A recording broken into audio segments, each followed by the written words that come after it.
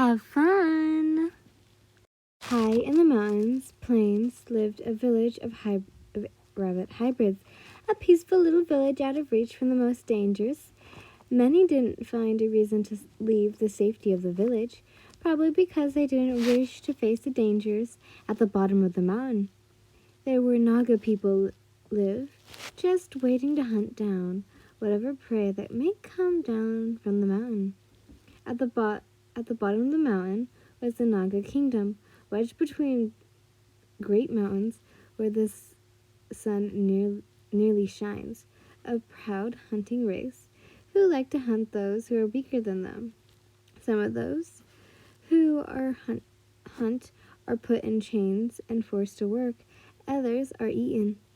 It was this reason not small and weaker hybrids avoided the Nagas at all cost. Prince Shoto of the Naga kingdom, regretfully stood next to his father's throne as they listened to their citizens' squabbles. "These reptiles ate my servant," one of the Nagas shouted. "It was just a mouse hybrid. Why are you making such a big deal out of it? Hybrid slaves like that are not hard to come by," the accusant said nonchalantly. "So then what are you gonna hunt me a new one then?" the other spat. Shoto shivered in disgust. As the conversation continued, as the trial went on, Shoto's eyes and mind began to wander as he stared out the window up at the high mountain, wondering what life was there where the sunlight was like. "Come on, Izuku, Denki, don't be such a fraily cat," Yen said as they traveled to the lower parts of the mountain.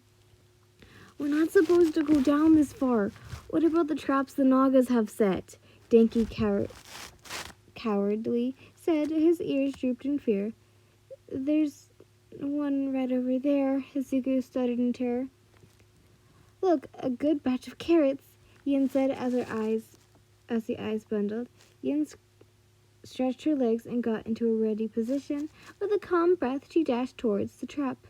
She quickly grabbed the carrots then catched and jumping over the hammer bar that was supposed to slam down on her head. She jumped out of the way of the string trap net and stood victory with her prize. Izuku just stood there in awe while Denki fainted. "Carrot," Yen offered. "You could have died or worse, caught," Izuku sighed with slight frustration. "You need to sort out your properties," Yen sighed as she took a bite out of the carrot. "Are you sure you're a rabbit?" Izuku asked as he picked Denki up. "What do you mean?" "I mean, rabbits have so much to fear, yet you run towards danger almost all the time," Izuku explained. "I think we need more brave souls, like All Might," Yen cheered. "Yeah, I admire him too, but ever since that injury, he's been a lot like us. He doesn't leave his house anymore." Izuku sighed. "Well, I'm gonna go deliver these to Hai, so should probably take Dinky home," Yen said as she parted from her friend. Yen traveled to the furthest cottage in the village was All Might's house. The old rabbit warrior in his prime, he would venture through the Naga territory to get supplies from the other villages and non-Naga towns, but then he got injured at the worst time as the village suffers a plague. Yet all the citizens are too scared to even set foot outside the village. So Yen made her mission to go to the mouse village. "Please stay safe, Yen," Izuku waved as he saw his friend off. Why do I have to find that peasant a new servant?" Shoto sneered. "It was the only way to get them to shut up," Endeavor said simply. "Now go." Shoto growled as he left the palace and made his way to the village. I think it's Nif or something like that. As he traveled through the canyons, he could smell something sweet. and silently peeked around the corner and saw a beautiful figure. Her beautiful eye-colored hair flowed in the wind. As Shoto tried to get a closer look, he accidentally loosened a stone as it clanged down on the ground. Yan's ears shot up, and she scanned her surroundings. When she spotted a red and white Naga sneaking up on her, before Shoto could react, the rabbit was already on the run. His instincts kicked in as he quickly chased after her. Yin dashed through the tunnels and weaved through pillars of rocks in attempts to lose the Naga.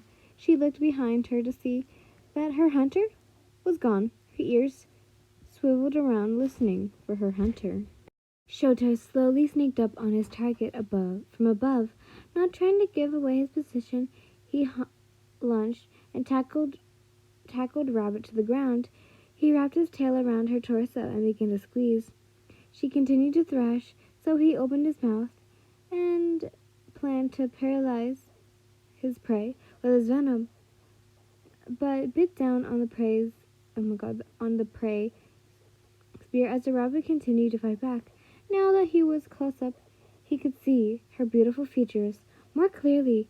Shoto sneered into the rabbit's determination, had clear eyes as it slowly started to roll back.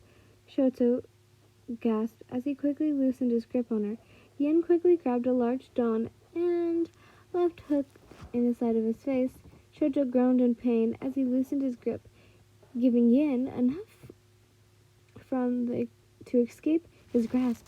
She quickly got to her feet and ran to the small cave in the canyon wall. Shoto got up and tried to chase after the rabbit, but its cave was too small for his muscular frame. Peeking inside, he could see the rabbit breathing heavily as she regains her composure and smiles defiantly at him. Nice try. She laughed as she ran deeper into the cave.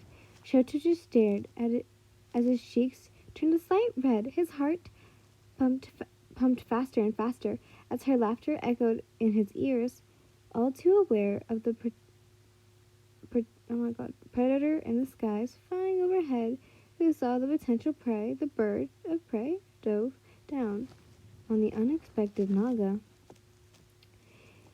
After Yin visited Nymph and obtained the medicine, it was back to another dangerous journey through the canyons.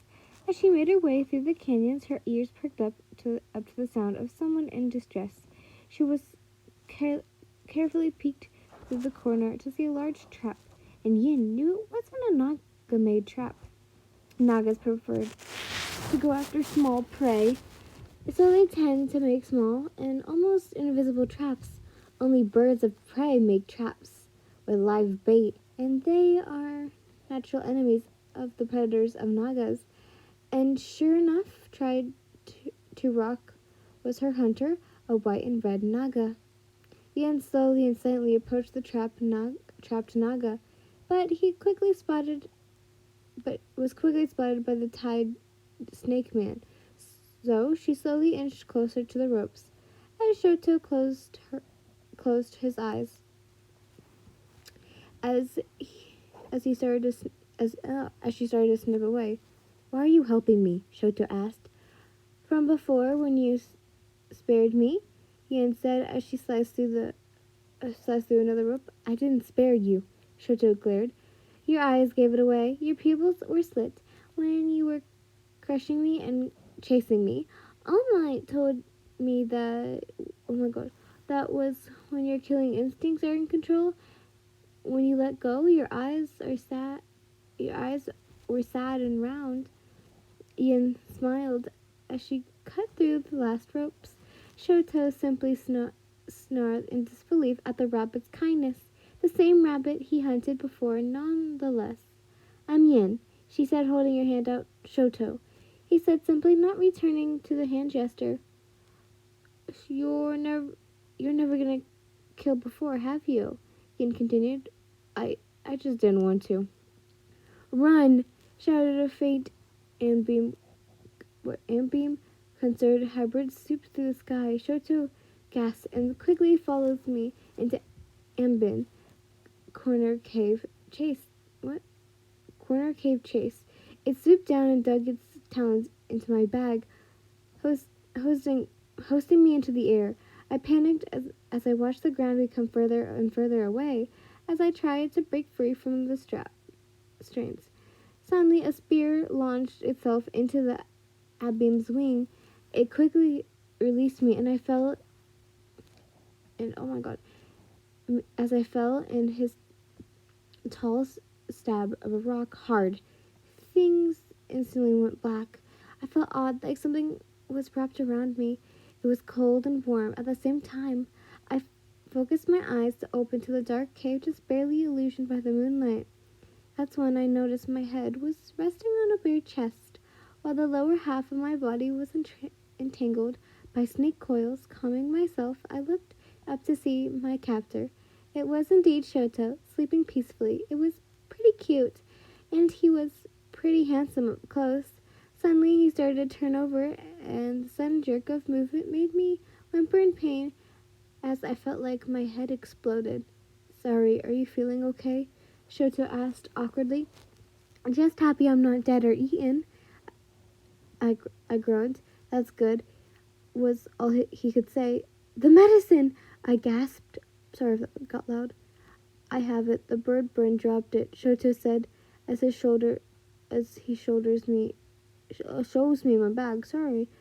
So what are you going to do now? I am at your mercy. I asked, slightly dreading the answer that might be.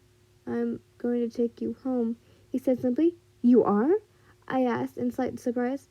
I didn't mean to let you go the first time, but you saved me despite that, so this is the way of returning the favor, Shoto explained. Thank you, Shoto.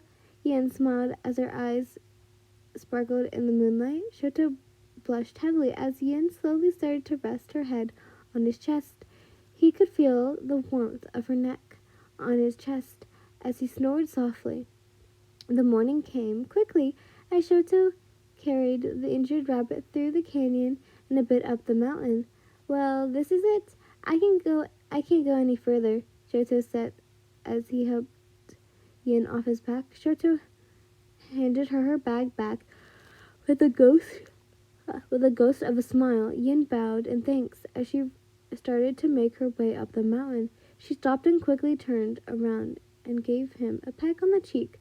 Shoto's face bursted in red as he watched her quickly scale the mountain. Shoto's heart fluttered in his chest as if it felt like gravity had vanished. As he turned to return home, he silently hoped to run into her another time in the canyons.